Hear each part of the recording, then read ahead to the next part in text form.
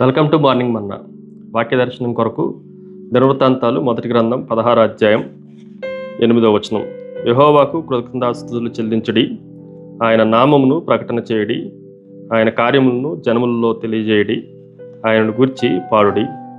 ఉదయకాల సమయంలో మరొకసారి వాక్య దర్శనంలో దేవుని గురించిన విషయాలు ప్రపంచానికి తెలియజేసే దిక్సూచిలాగా క్రైస్తవులను, విశ్వాసులను దేవుడు కలగజేశాడు. ఈ వాక్య భాగంలో నుండి 4 ప్రాముఖ్యమైన విషయాలను మనం నేర్చుకుందండి. మొదటిది, లిఫ్ట్ అప్ థ్యాంక్స్ గివింగ్.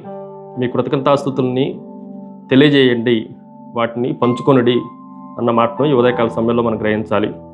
కృతజ్ఞత అనేది క్రైస్తవ యొక్క జీవితానికి పునాదితో పోల్చబడతా వచ్చింది. ఈరోజు పిల్లలకి గిఫ్ట్స్ ఇచ్చినప్పుడు కొంతమంది థ్యాంక్స్ చెప్తారు, కొంతమంది దాన్ని చాలా తేలిగ్గా తీసుకుంటారు. దేవుడు మన నుండి కృతజ్ఞతా భావాన్ని కావాలని కోరుకుంటున్నాడు అన్న విషయాన్ని మనం గ్రహించాలి.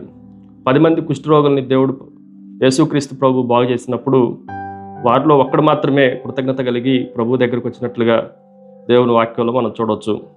ఆయన మరింత ఆశీర్వదింపబడినట్లుగా మిగిలిన 90 సరైన ఆశీర్వాదాన్ని పొందుకోకుండా శారీరక సంబంధమైన స్వస్థతనే పొందుకున్నట్లుగా దేవుని వాక్యంలో చూడవచ్చు.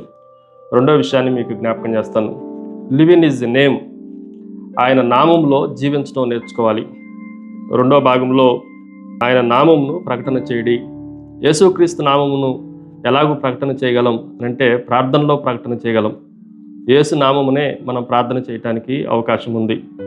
మనం బిగ్గరగా ప్రార్థన చేసిన ప్రతిసారి దేవుని నామము అన్ని చోట్లకి వెళ్ళబడుతుంది. ఆ నామంలోనే అద్భుత కార్యాలు ఆది అపోస్తులు చేయగలిగారు.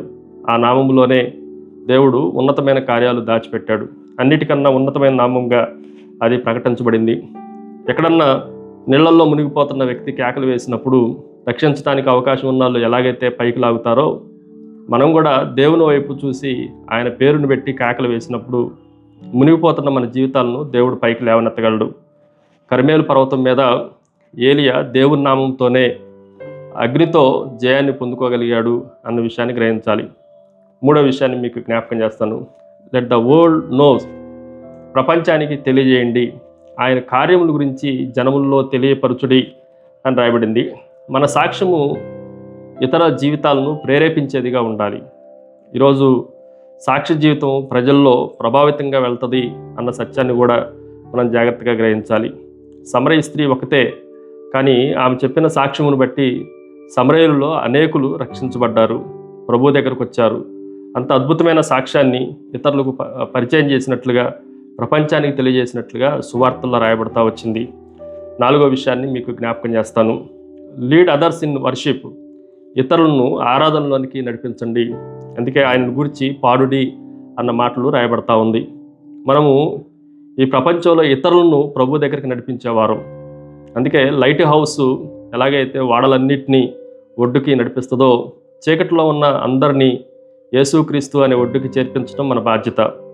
కాబట్టి ఆరాధన చేసేటప్పుడు మన కుటుంబమే కానీ, సంఘమే కానీ దేవుని వైపుకి భక్తుల్ని, దేవుని గురించిన విషయాలను తెలియజేసే ఆరాధన కొరకు వారు వేగవంతం చేసేవారుగా మన ఆరాధన ఉండాలి. ప్రార్థన. సకల ఆశీర్వాదములకు కారణభూతులకు తండ్రి, మరొకసారి నిన్ను గూర్చిన సువార్త ప్రపంచం అంతా తెలియజేసే గొప్ప యోగ్యులుగా మమ్మల్ని చేసినందుకు నిన్నే స్తుతిస్తూ ఆరాధిస్తూ యేసు నామమున అడిగి వేడుకుంటున్నాం తండ్రి. ఆమెన్. God bless you.